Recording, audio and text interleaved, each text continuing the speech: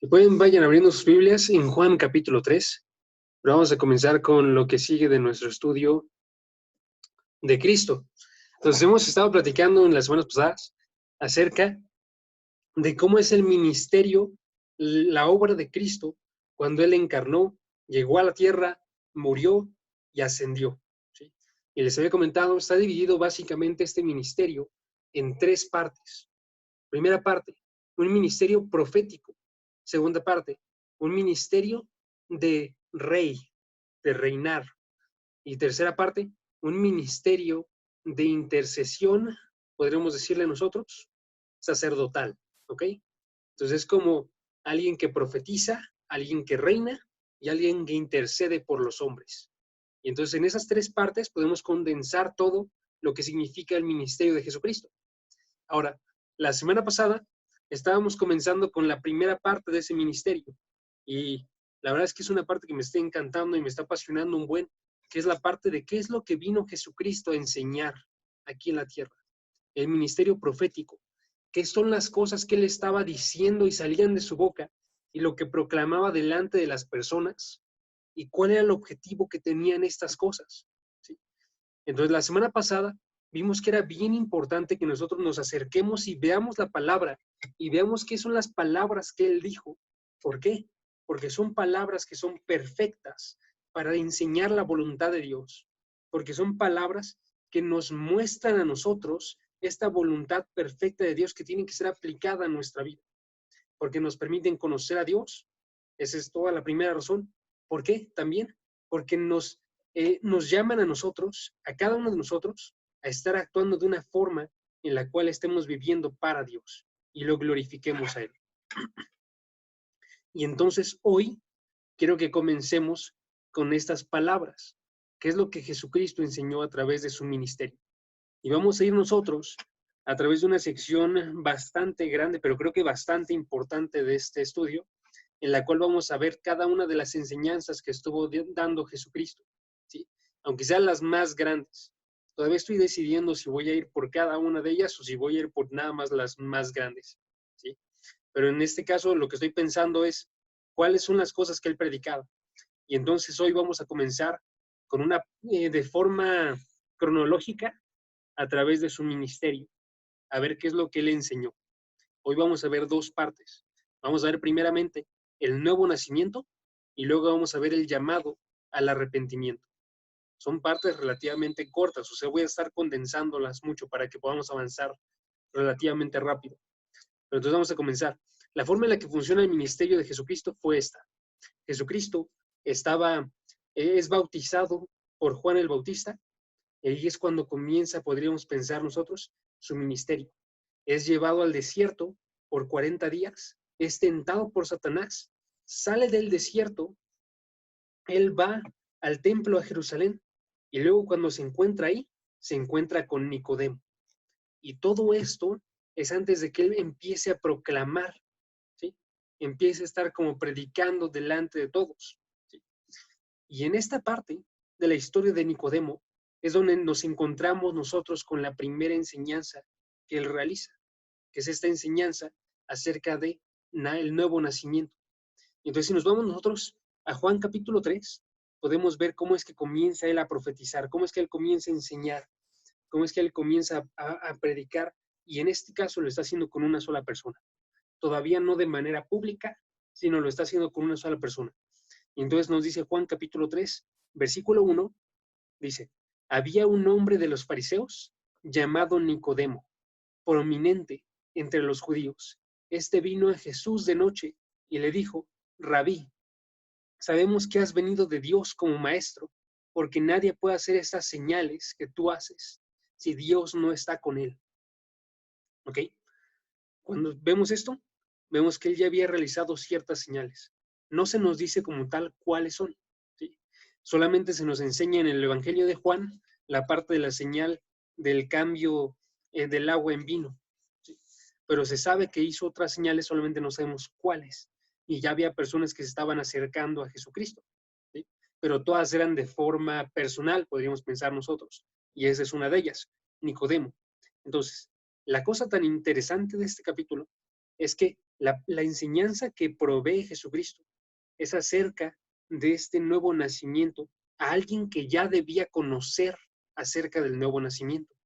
Y eso es lo que comienza con nuestra idea. Chequen, por ejemplo, la forma en la que reacciona Nicodemo cuando le hablan acerca del nuevo nacimiento. Versículo 3 y luego el versículo 4 es la reacción. Dice el versículo 3. Jesús le contestó, en verdad te digo que el que no nace de nuevo no puede ver el reino de Dios. Y Nicodemo le respondió, esa es la reacción, le respondió, ¿cómo puede un hombre nacer siendo ya viejo? ¿Acaso puede entrar por segunda vez en el vientre de su madre? Entonces, está enseñando Jesucristo esta idea. Tú, para poder ver el reino de Dios, tienes que nacer de nuevo. ¿Sí? Tú eres alguien que conoce las Escrituras y yo estoy hablando de una forma en que se supone tú ya me tienes que entender. Eso lo digo porque en el versículo 10, chequen la respuesta de Jesucristo. Versículo 10, dice, Jesucristo le respondió, tú eres maestro de Israel y no sabes y no entiendes estas cosas. O sea, si lo que yo te estoy diciendo, Nicodemo, tú ya lo deberías entender por las cosas que se han comentado antes en la palabra. Pero si tú no lo entiendes, es porque está sucediendo algo dentro de ti que no te permite comprender esto. Y ahorita vamos a ver que eso es lo que hace referencia el nuevo nacimiento. Él ya tenía que entenderlo. ¿Por qué? Porque estaba profetizado en Ezequiel capítulo 36 y estaba profetizado de una forma muy clara.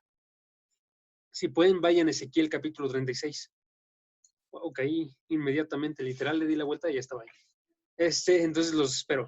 Pero en Ezequiel capítulo 36, versículo 25 al 27, es lo que está haciendo referencia a Jesucristo.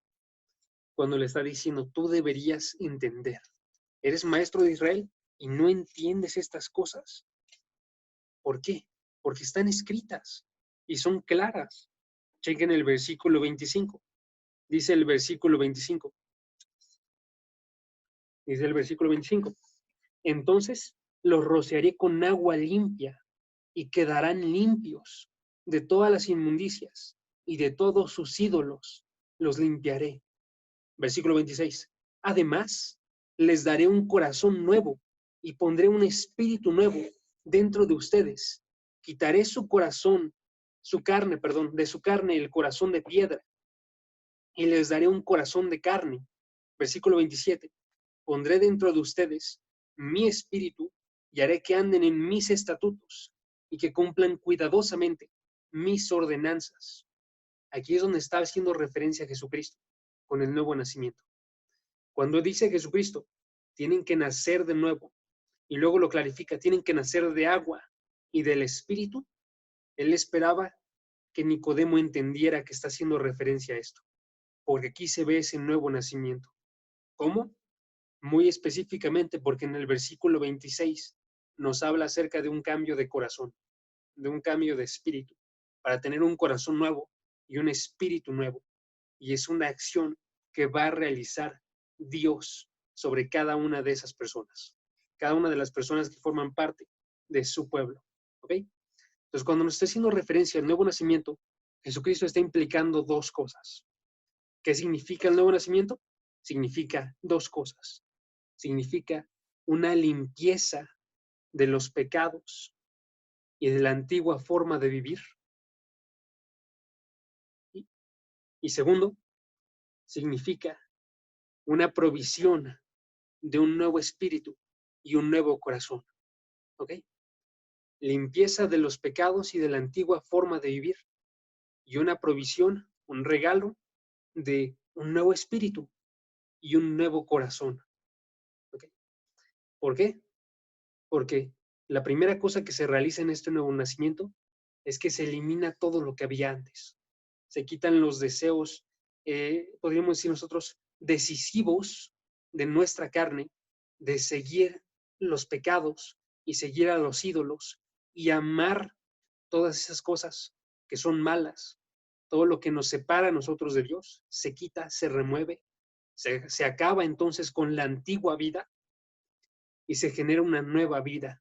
Una vida que está guiada por nuevos deseos, nuevos pensamientos, nuevos anhelos, nuevos objetivos, todos enfocados hacia Dios. Y esa es la idea de un nuevo nacimiento, un término de una antigua vida y un comienzo de una nueva vida, ¿sí? Una regeneración de la persona, podríamos pensar nosotros. Ahora, la pregunta entonces sería, si está claro aquí dentro de la Escritura, en Ezequiel capítulo 36, versículo 25 al versículo 27, que se va a generar una nueva vida, con nuevos anhelos, con nuevos deseos, un nuevo corazón, ¿por qué Nicodemo no estaba entendiendo las cosas? Y la razón por la cual no estaba entendiendo nada, Nicodemo, era exactamente porque no había nacido de nuevo. La idea de la Escritura y de todo lo que enseñaba Jesucristo es que solamente lo pueden entender las personas que han sido cambiadas en el interior por Dios, ¿sí? Tiene que ser algo que sucede, podríamos pensar nosotros, externo a nosotros. Y entonces, si nos regresamos a Juan capítulo 3, vemos esta idea. Cuando dice en el versículo, chequen el versículo, denme 2 segundos. Ahorita lo encuentro. Juan capítulo 3, a partir del versículo 8.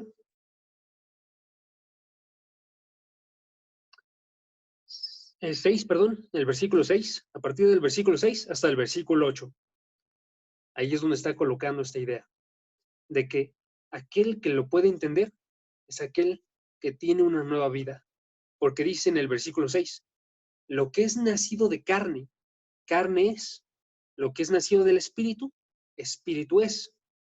Eso significa, en otras palabras, si tú quieres entender las cosas del espíritu, tienes que nacer del espíritu. Porque aquel que es nacido de la carne, esto es mi primera vida, una vida que está concentrada en las cosas de la carne, mías, pecados, ídolos, todo lo que yo conozco, esta persona no entiende absolutamente nada más que lo que conoce, lo que es de la carne. Pero si yo nazco de nuevo, entiendo las cosas del espíritu, ¿ok? Esa es la idea. Se clarifica en el versículo 7 y 8, chequen. No te asombres que te haya dicho, tienes que nacer de nuevo. El viento sopla donde quiere y oyes su sonido, pero no sabes de dónde viene ni a dónde va. Así es todo aquel que es nacido del Espíritu. Chequen aquí, 2 partes. Primera cosa, está comparando a la obra del Espíritu con el viento, ¿sí? Y piensen ustedes en su experiencia con el viento. Ustedes no pueden observar el viento, ninguno de nosotros puede observar el viento.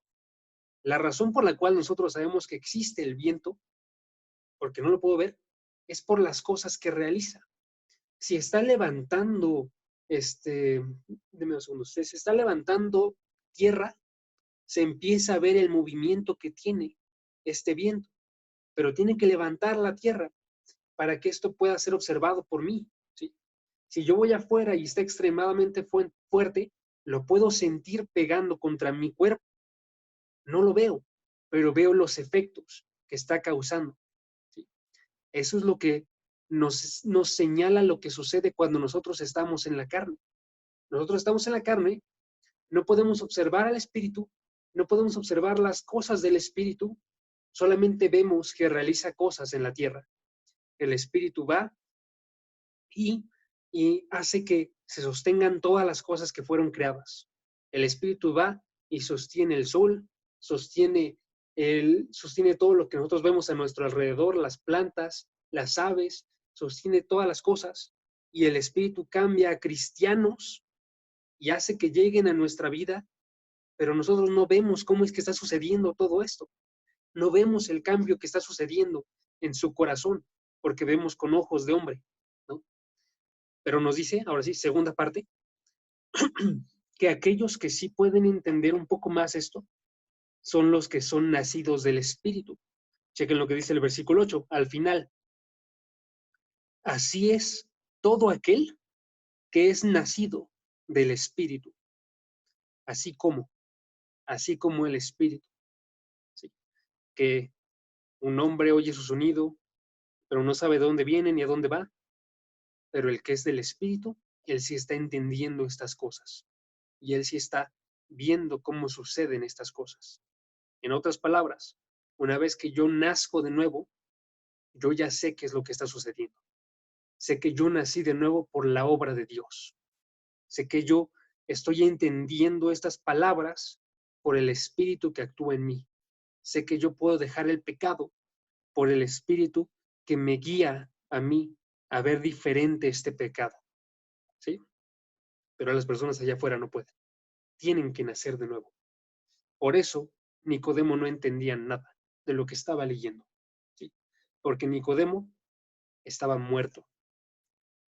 Y entonces es lo que vemos aquí nosotros. La razón por la cual tenemos que nacer de nuevo entonces es para que podamos nosotros ver y comprender las cosas de Dios y que para que podamos habitar con Dios. ¿Ok? Ver y comprender las cosas de Dios y para que podamos habitar con Dios. Y para esto tenemos que nosotros nacer de nuevo o tenemos que revivir cada uno de nosotros. ¿Ok? Para terminar con esta parte, amigos, entonces quiero que vean nada más, ya vimos ahorita qué significa nacer de nuevo, qué significa, por qué, para poder conocer a Dios, comprenderlo, para poder comprender las cosas de Dios. ¿Ok? Pero quiero que veamos una tercera cosa, que esto es un llamado para todas las personas. Básicamente, la razón por la cual se coloca esto dentro de la Escritura, en Juan capítulo 3, de la conversación de Nicodemo, es para que nosotros veamos nuestra necesidad de nacer de nuevo. No es para que nosotros juzguemos a los fariseos, como Nicodemo, que era fariseo, y digamos, ok, los fariseos tienen que nacer de nuevo, sino que es para que cada uno de nosotros nos demos cuenta que tiene que nacer de nuevo. La razón por la cual coloca un fariseo es porque un fariseo era la persona que era más probable que entendiese estas cosas. Jesucristo le está reclamando, ¿por qué no entiendes estas cosas? ¿Por qué? Porque tenía toda la capacidad, entre comillas, para poder comprender esto. Tenía las escrituras, ¿sí? Tenía un estudio arduo y constante de cada una de ellas. Las tenía en su memoria. Era una persona que se nos describe en el versículo 1, era un hombre de los fariseos prominente entre los judíos, que era de rango importante y una clase importante.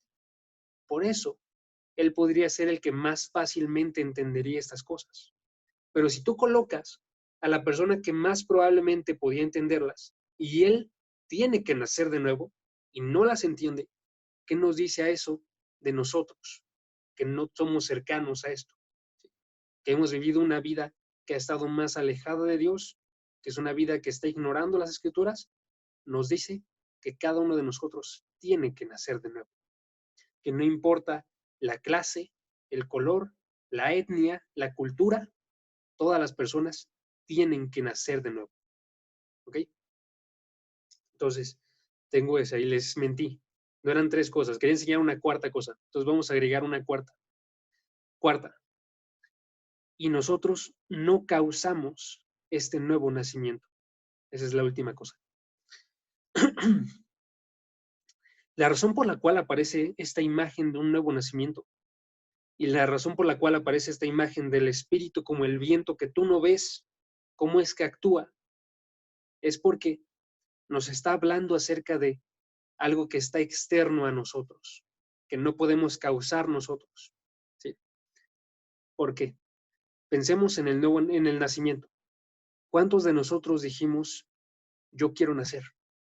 ¿Cuántos de nosotros dijimos, dentro del vientre de nuestra madre, yo tengo que colocarme de esta forma para poder salir conscientemente? ¿Cuántos de nosotros estábamos haciendo la tarea de hacernos nacer? Ninguno. Quien estaba haciendo esa tarea era la madre que estaba empujando para sacar al bebé, y era Dios que estaba en control de absolutamente todo eso. Y es una imagen de qué tanto nosotros somos inútiles para realizar esto. Cada uno de nosotros tiene que ver que el nuevo nacimiento depende solamente de la acción de Dios. En el sufrimiento de Cristo, como la madre que estaba empujando, en este caso Cristo sufriendo en la cruz, muriendo para que nosotros pudiéramos, a través de ese sufrimiento, nacer, y en Él que está sosteniéndole y decidiendo quién tiene que nacer. ¿Sí? Entonces, por eso coloca esta idea. El Espíritu está haciéndolo de forma libre. ¿Sí? El Espíritu, dice el versículo 8, sopla por donde quiere. Por donde quiere Él. Tiene una voluntad y está realizándolo Él por sí mismo. Entonces, ¿qué tenemos que hacer nosotros cuando queremos nacer de nuevo? O cuando nosotros queremos que alguien que conocemos nosotros y le estamos predicando a esa persona, queremos que esa persona nazca de nuevo, tenemos que depender de Dios. Por eso, cuando yo estoy escuchando de la palabra, tengo que estar implorándole a Dios, Dios, tú muéveme para que yo pueda estar naciendo, en este caso, de nuevo. ¿Sí? No sucede de esa forma, pero estoy intentando hacerlo un poco más explícito. Es más esta idea de dependencia en Dios, ¿ok? O si yo le predico a alguien, Dios, tú estás en control de esa persona, cambia su corazón para que te vea a ti como hermoso. Y estoy ahí diciendo, haz que esa persona nazca de nuevo, ¿sí? Ok, ahora entonces es la primera mitad del estudio de hoy, el nuevo nacimiento. ¿Qué implica el nuevo nacimiento? Les dije ahorita, implica una limpieza de los pecados, implica la provisión de un nuevo corazón con nuevos deseos, matar a un viejo hombre, hacer que nazca un nuevo hombre. ¿Qué más les comenté ahorita? Implica que no es una acción que tú puedas observar cuando estás muerto, porque tú no observas las cosas del Espíritu y se necesita para que veamos las cosas del Espíritu. Tercera cosa que les comenté es que nadie está excluido de esto. Todos tienen que nacer de nuevo, ¿no? No importa quién sea. Y cuarta cosa, les comenté, se realiza por el actuar de Dios. Por eso tenemos que depender de Dios. ¿Sí? Ahora, la razón por la cual quería meter esta como primera mitad es porque la segunda mitad nos habla de lo que nosotros sí realizamos. ¿Ok? Primera mitad, lo que Dios realiza, el nuevo nacimiento. Segunda mitad, ¿qué es lo que nosotros realizamos? Y para eso, quiero que nos vayamos nosotros a Mateo capítulo 4, versículo 17. Mateo capítulo 4, versículo 17. Y este ya es el principio del ministerio de Jesucristo predicando. Entonces, después de esta plática que tiene con Nicodemo, Jesucristo, deme unos segundos mientras buscan Mateo, capítulo 4, versículo 17.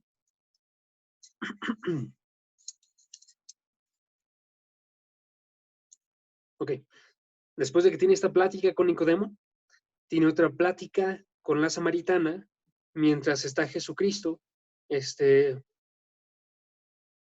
unos segundos, de camino a Galilea, y en Galilea es donde va a comenzar su ministerio predicando. Y estas son las palabras con las que comienza su ministerio en Mateo capítulo 4, versículo 17. Entonces está Jesucristo en Judea, en Jerusalén, tiene esta palabra con Nicodemo, va de camino a Galilea, pasa por Samaria, y en Samaria es donde tiene la conversación con la samaritana, y ya que llega a Galilea, en Galilea comienza a predicar Jesucristo. En Mateo capítulo 4, versículo 17 dice estas palabras. Chequen lo que dice aquí. Dice, desde entonces Jesús comenzó a predicar, arrepiéntanse porque el reino de los cielos se ha acercado. Y esa es la primera predicación entonces que tiene Jesucristo de forma pública. Es una predicación que es para todas las personas que escucharan, indiscriminada. Aquellas personas que estuviesen ahí tenían que escuchar estas palabras. Arrepiéntanse porque el reino de los cielos se ha acercado. Y entonces el llamado que está haciendo aquí Jesucristo es un llamado al arrepentimiento. Es la segunda parte, llamado al arrepentimiento. ¿Qué implica este arrepentimiento? Implica un cambio interno radical, interno, radical, ¿sí? En la mente de las personas. ¿Ok? Tiene que ser un cambio que sea interno, que sea radical y que sea en la mente de las personas. Y explico qué significa cada una de esas cosas. Primeramente, comencemos con lo de mente. Cuando está haciendo referencia a mente aquí, la razón por la cual coloco mente es porque arrepiéntanse viene de dos palabras griegas, que igual y algunos de ustedes ya la saben, pero la palabra completa, arrepiéntanse, es metanoia, ¿no? O metanoeo, metanoia o metanoeo. La primera parte de la palabra es meta, la segunda es noeo, ¿sí? La parte de noeo es lo que significa mente. Noeo está haciendo referencia a mente, pero quiero que tengamos la definición completa porque si no vamos a empezar a pensar en ciertas cosas un poquito más limitadas. Cuando habla de mente, esta palabra noeo está hablando acerca de pensamientos, está hablando acerca de percepciones, disposiciones y propósitos. ¿Ok? Voy a repetir eso. Pensamientos, percepciones, disposiciones y propósitos. Quiero que vean la grandeza de eso, porque cuando nosotros pensamos mente, pensamos nada más en, ok, los conocimientos que tiene la persona, pero eso no es lo que nos está haciendo referencia aquí. Aquí nos está haciendo referencia no solamente a los conocimientos que tienes, sino los pensamientos que eso genera, pensamientos que surgen a partir de las cosas. Cuando tú vas en la calle y de repente se te mete un coche así que está pasando a 120 kilómetros por hora y no te diste cuenta y estuviste a punto de ser atropellado, pasan pensamientos en tu cabeza y muchas veces ni siquiera son conscientes. No vas y dices, ok, yo quiero pensar, voy a tener miedo porque estuve a punto de morir. Simplemente sucede. Tienes esos pensamientos. ¿Sí? Percepciones. Segunda parte, percepciones. ¿Cómo defines las cosas que están alrededor de ti? También son cosas que podríamos pensar nosotros incluso son inconscientes, porque tú vas y tienes una reacción al mundo que no estás planeando tanto. Hay cosas que sí, pero no todo. Por eso quiero que tengamos esta forma de verlo. Disposiciones. Tiene esta misma idea, que es la forma de reaccionar de tu mente a las cosas. Y propósitos. ¿Cuáles son los objetivos que tú tienes? ¿No? Entonces vemos nosotros que está hablándonos acerca de cosas que son extremadamente cercanas a lo que cada uno de nosotros siente, a lo que cada uno de nosotros piensa acerca del mundo y a lo que cada uno de nosotros, en este caso, reacciona cuando experimenta algo en su vida. Y nos está hablando acerca de, segunda parte de la palabra, arrepentimiento, meta, en sí es la primera parte de la palabra, pero lo estoy poniendo en segundo, meta, nos está hablando acerca de un cambio o de un movimiento. Si nosotros pensamos en la palabra metamorfosis, ¿qué significa metamorfosis? Metamorfosis está igual formada por dos partes, meta, que es lo que significa cambio, y la otra palabra que es morfo, que está haciendo referencia a lo visible de la persona.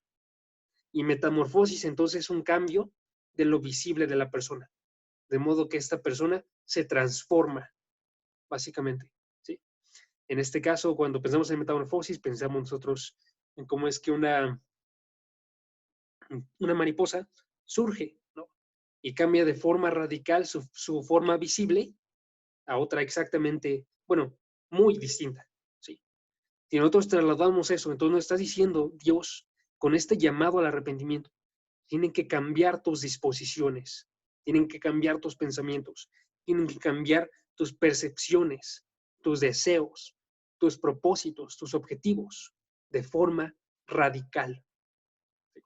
Por eso es que en la parte de la definición les coloqué, es un cambio interno, radical, ¿sí? De la mente de la persona. Y vamos a agregar una cuarta cosa a esta definición, acerca de Dios y del hombre. Es un cambio interno radical de la mente de la persona acerca de Dios y del hombre. Lo que tiene que cambiar de forma radical en cada uno de nosotros con este arrepentimiento es la forma en la que nosotros nos observamos a cada uno de nosotros y observamos a Dios. Y esto va hasta lo más interno de quién es la persona. Tiene que ser un cambio radical que está hablándonos acerca de lo más interno de esta persona, de modo que cambie su forma de observar el mundo, a Dios y a sí mismo. ¿Ok? Esa es la idea. Es lo que tiene que suceder en cada uno de nosotros. Y es lo que motiva todas las cosas que comienzan en nuestra vida cristiana. ¿Sí? La razón por la cual coloco todo esto, amigos, es para que nos demos cuenta que cuando pensamos en arrepentimiento no estamos pensando en meras acciones. Surgen acciones, pero las acciones no son el arrepentimiento. Las acciones son acciones que surgen del arrepentimiento. Cuando pensamos en arrepentimiento, nosotros podemos pensar nada más en sufrir nosotros, en estar, podemos decir, con culpa, pero no solamente eso, ¿sí?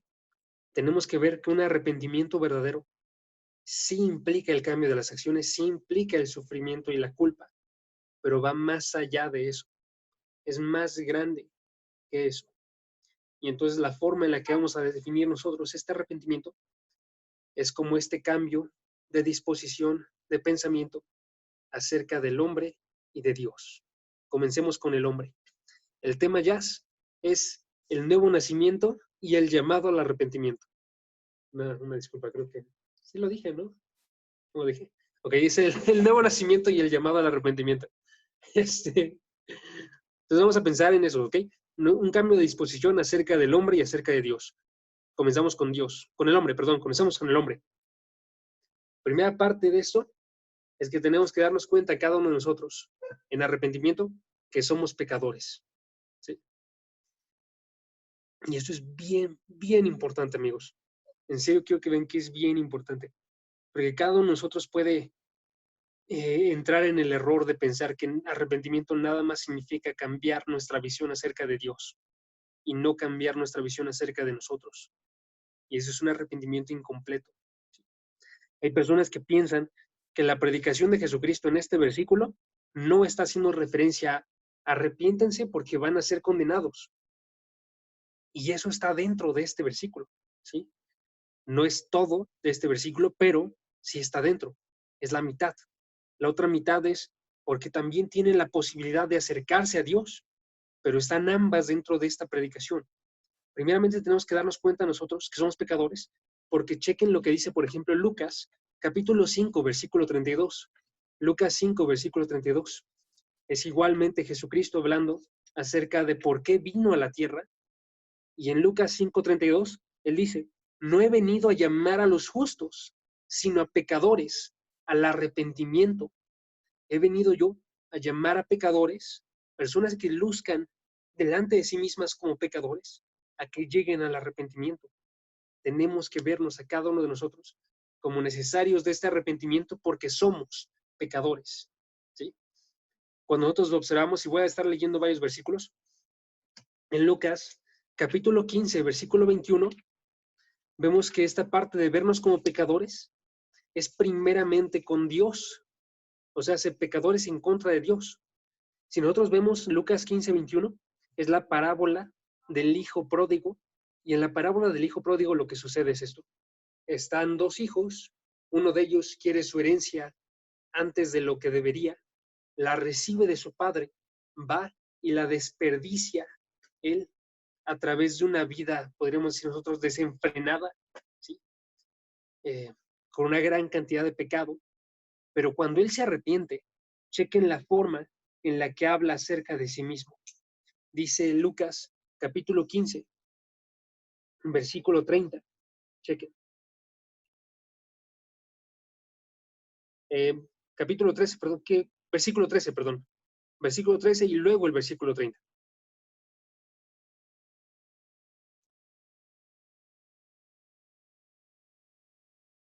Ok. Primeramente, chequen qué es lo que realizó él. Dice el versículo 13. No muchos días después, el hijo menor, juntándolo todo, partió a un país lejano y ahí malgastó su hacienda viviendo perdidamente. ¿Ok?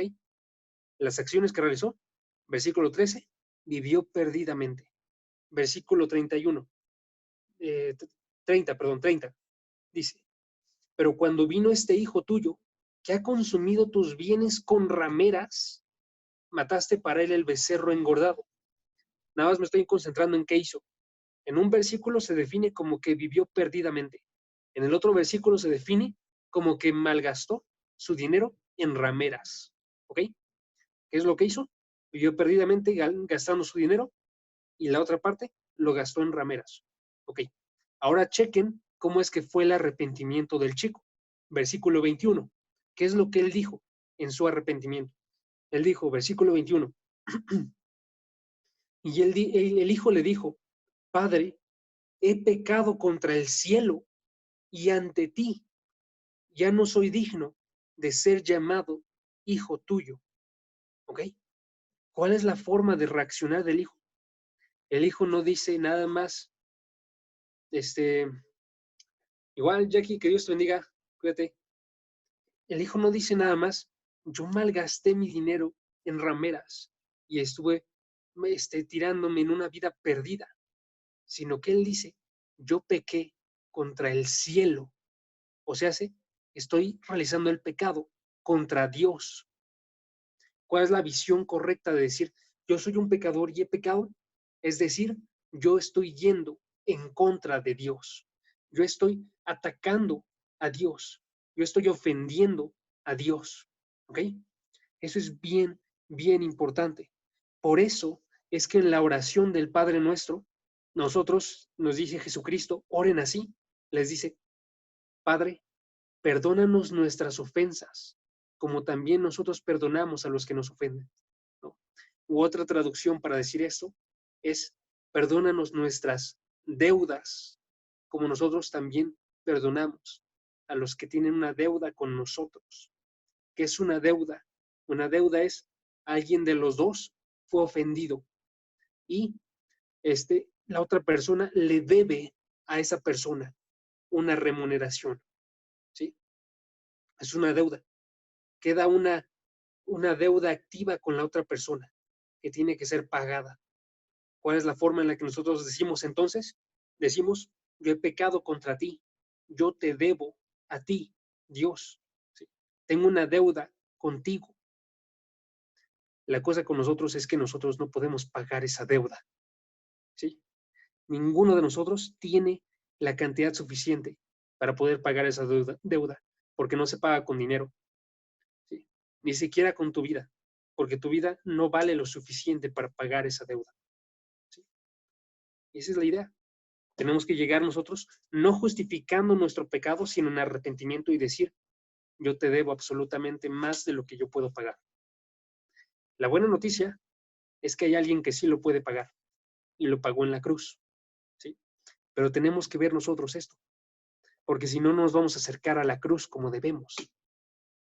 Esta deuda que tenemos tan grande es lo que nos motiva a nosotros a recibir el pago de Jesucristo de la cruz y a agarrarlo y abrazarlo y depender nosotros de Cristo. Pero por eso tenemos que ver que somos pecadores y que tenemos una deuda extremadamente grande con Dios. ¿Ok? Deme 2 segundos. Ok, va. Entonces, ¿qué significa esta parte? Significa un cambio de nosotros acerca de cómo nos observamos a cada uno de nosotros. Ahora, segunda cosa, significa un cambio en nosotros acerca de cómo observamos a Dios. Y eso lo quiero ver muy rápidamente en Juan capítulo 8, versículo 42. Juan capítulo 8, versículo 42. Y esta nada más es la idea de, si nosotros nos arrepentimos, vamos a amar nosotros a Jesucristo y amar nosotros a Dios. ¿Por qué? Porque entonces sucede eso, esto que les había comentado. Yo me veo como pecador, yo veo que tengo una deuda, yo veo a aquel que paga la deuda y que hay un cambio radical en la forma en la que yo observo a Jesucristo. Versículo 42 dice así, Jesús les dijo, si Dios fuera su Padre, Si ustedes hubieran nacido de nuevo, ya se hubieran arrepentido, si ya se hubieran arrepentido, ustedes, dice el versículo, me amarían, porque yo salí de Dios y vine de Él, pues no he venido por mi propia iniciativa, sino que Él me envió. En otras palabras, ustedes no me aman porque ustedes no se han arrepentido. ¿Sí? Ustedes no me aman porque no han nacido de nuevo. Ustedes no me aman porque todavía andan en sus pecados y aman más sus pecados que a mí. ¿Sí? Es uno de muchos versículos. En Juan 3, ¿cuál es la condenación? Que los hombres, que la luz vino al mundo y los hombres amaron más las tinieblas que la luz, porque sus obras eran malas. Aquel que no se ha arrepentido ama sus pecados y no ama a Dios. ¿Sí? Ok, entonces, les comenté. Primera cosa, ¿qué significa entonces el arrepentimiento? Un cambio interno que tiene que ser en la mente de la persona, y estoy hablando acerca de sus deseos, su forma de percibir radicalmente acerca de los hombres y acerca de Dios. ¿Sí? Segunda cosa, ¿quién necesita el arrepentimiento? Y la respuesta es como en el nuevo nacimiento, todas las personas necesitan el arrepentimiento. ¿Sí? Chequen lo que nos dice, por ejemplo, Lucas 13. Lucas 13, versículo 1 al versículo 4. Y nada más se los voy a narrar, pero Lucas 13, versículo 1 al versículo 4, aparece esta historia de se le acercan a Jesucristo algunos y le cuentan a Jesucristo acerca de dos tragedias. ¿Sí? Primeramente le cuentan acerca de unos galileos que fueron asesinados por Pilato. Segundo, le cuentan acerca de otros que murieron en la caída de la torre de Siloam. ¿Sí? Eh, en español, Siloé, perdón. Siloé, versículo 4. Y le preguntan, piensan, le preguntan a Jesucristo, perdón, no viene en el versículo, pero le pregunta a Jesucristo, ¿ellos eran pecadores y murieron por sus pecados? ¿Sí? Y la respuesta de Jesucristo es esta. Les dice en el versículo 4, piensan que aquellos 18 sobre los que cayó la torre de Siloé y los mató, eran más deudores o eran más pecadores que todos los hombres que habitan en Jerusalén. Versículo 5. Les digo que no, al contrario, si ustedes que me están preguntando esto, que no han sufrido, que no han morido, ¿sí? No se arrepienten, todos perecerán igualmente.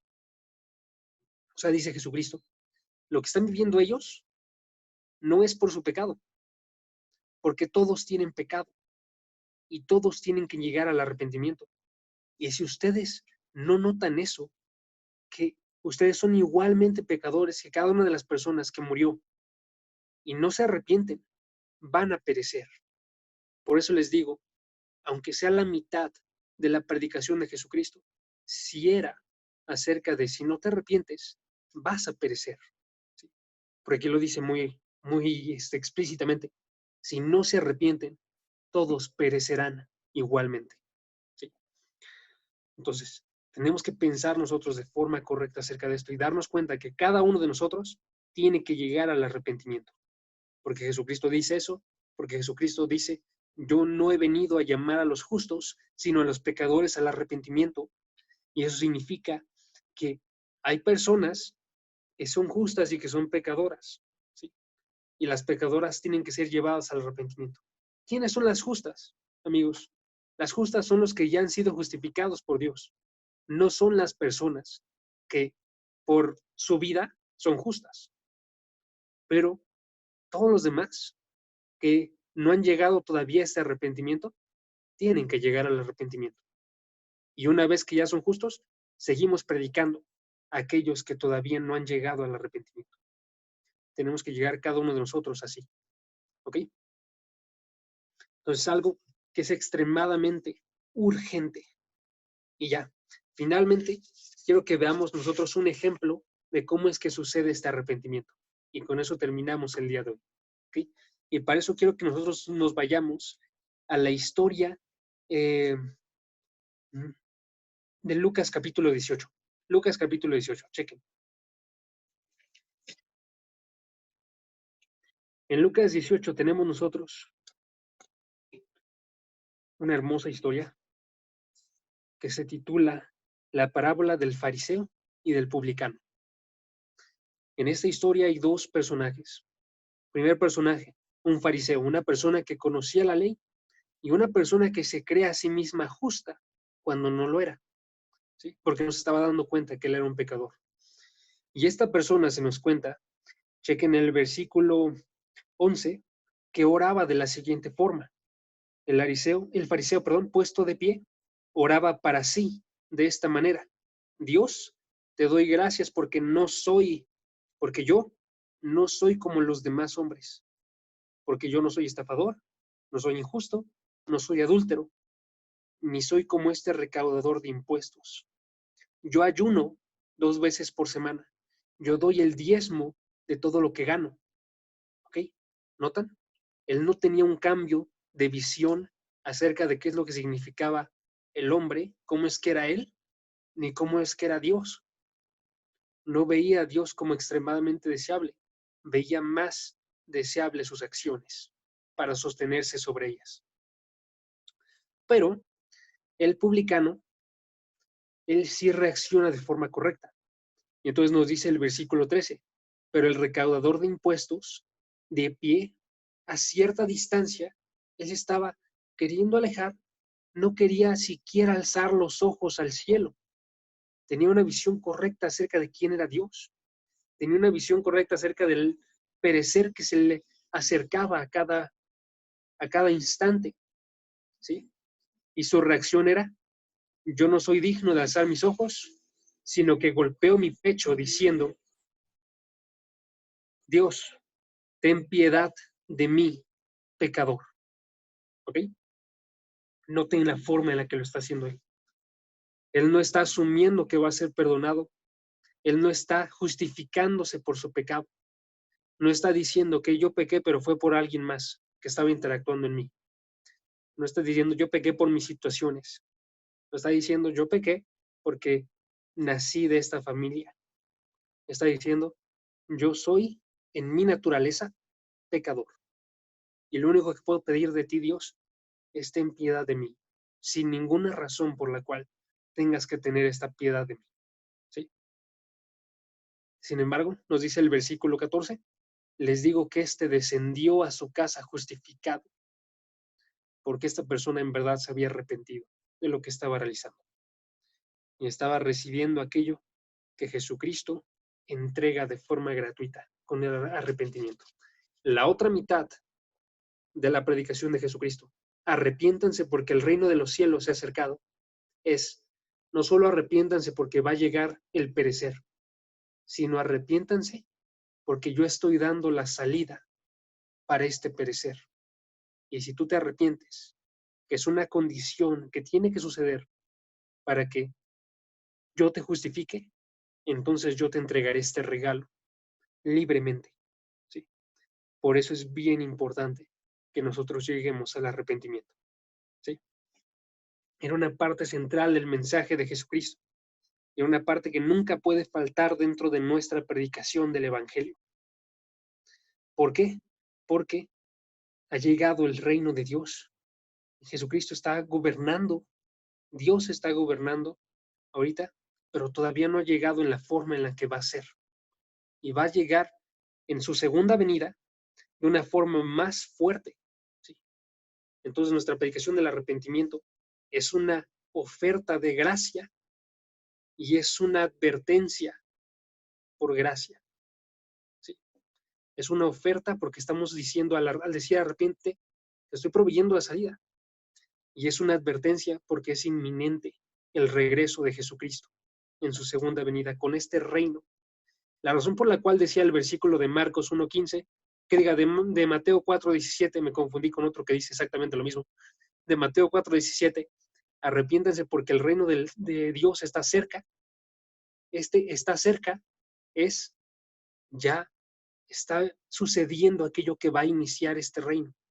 Jesucristo hacía referencia a su muerte y el término de la vida de Satanás, del pecado, ¿sí?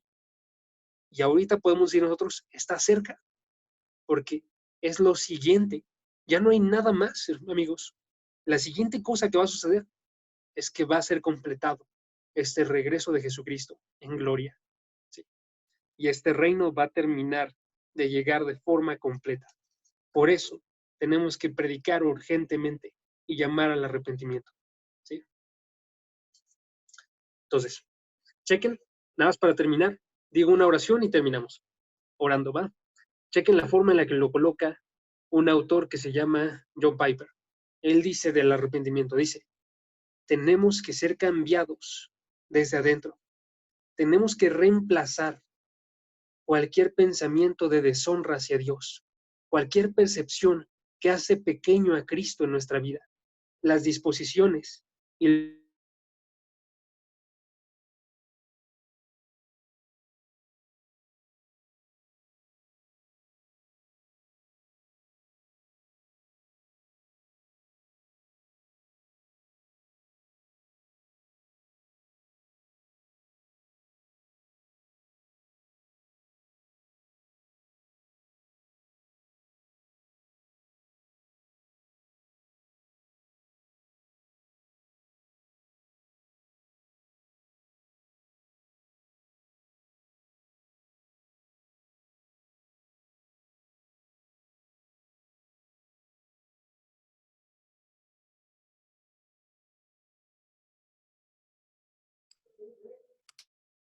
Ay, disculpen la dificultad técnica, amigos. Creo que ya se le acabaron los datos a Gaciel, pero no se preocupen, ahorita viene para acá arriba y ya terminamos. Aparte, ya estamos a nada de terminar nuestro estudio, pero gracias por su paciencia y por permanecer atentos.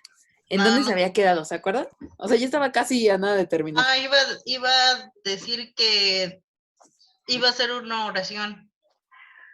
Sí, dijiste, voy a hacer una oración y después terminamos. Ajá, ahí eso dijo. voy a decir una oración y terminamos.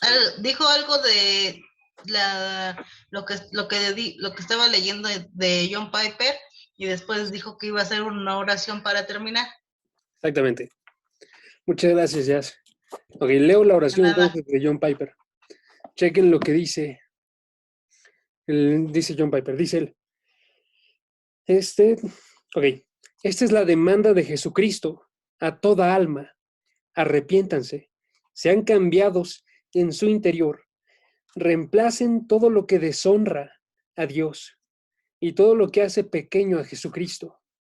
Las percepciones, las disposiciones, los propósitos, por propósitos, disposiciones y percepciones que atesoren a Dios por sobre todas las cosas y que exalten a Cristo por sobre todas las cosas. Entonces, ¿qué tiene que suceder en nosotros? Tiene que suceder ahora que cuando predicamos, nosotros dependemos de Dios para el nuevo nacimiento de la persona. Y una vez que Él realice esta obra, que nosotros no vemos de forma física, nosotros estamos seguros y llamamos y decimos, tienes que llegar al arrepentimiento. Sucede el nuevo nacimiento y este nuevo nacimiento posibilita que la persona llegue al arrepentimiento. Oramos en nuestro ser, haz que nazcan de nuevo y le decimos con nuestra boca a la persona, arrepiéntete. O, si es para nosotros, nos damos cuenta que tenemos que depender de Dios para el nuevo nacimiento. Y nos damos cuenta que tenemos que responder con nuestro corazón también a arrepentirnos cada uno de nosotros. ¿Sí? Por eso es que quería darlas ambas en esta ocasión, juntas. Porque una cosa sucede en nuestro interior y la otra cosa es la que tenemos que estar llamando y actuando cada uno de nosotros. Una por la acción de Dios, una con nuestra intención. ¿Ok? Terminemos orando, amigos. Padre, gracias porque nos permites a nosotros escuchar cada una de tus palabras. Gracias porque tú nos iluminas para poder entender qué es lo que dices y porque tú hablas aún a través de predicación que sea muy pequeña, como la mía. Permítenos a cada uno de nosotros ver que tenemos que responder de forma correcta a ti y que la única forma en la que vamos a lograrlo es si tú mismo eres el que está generando esa vida en nosotros. Permítenos ver que tenemos que predicar tu palabra para que gente llegue a ti, que tenemos que depender de que tú les traigas una nueva vida, pero que vamos a actuar seguros de que tú puedes proveerla. Y vamos a decirle a las personas en verdad cuál es el mensaje de tu evangelio, que tu reino está cerca y puede ser perecer, pero que hay una muy buena noticia, que tú has provisto la paga por cada uno de nuestros pecados, que tú nos permites tener este tiempo para poder llegar a acercarnos a ti. Permítenos predicar con una convicción extremadamente grande sobre tus palabras, de que tú dices la verdad y de que tú actúas milagros en cada uno de los corazones de las personas. Y si yo no he llegado a eso, Padre, o alguna persona aquí no ha llegado a eso, permítenos verlo de forma visible en cada una de nuestras vidas y aceptarte en verdad y llegar en verdad a conocer lo que es un verdadero arrepentimiento. Sentir culpa, sentir miedo, pero sobre todo, sentir un amor tremendo por todo lo que tú has realizado. Vernos a cada uno de nosotros como pequeños y verte a ti como extremadamente magnífico. En el nombre de tu Jesús. Amén. Van, amigos, ¿cómo están?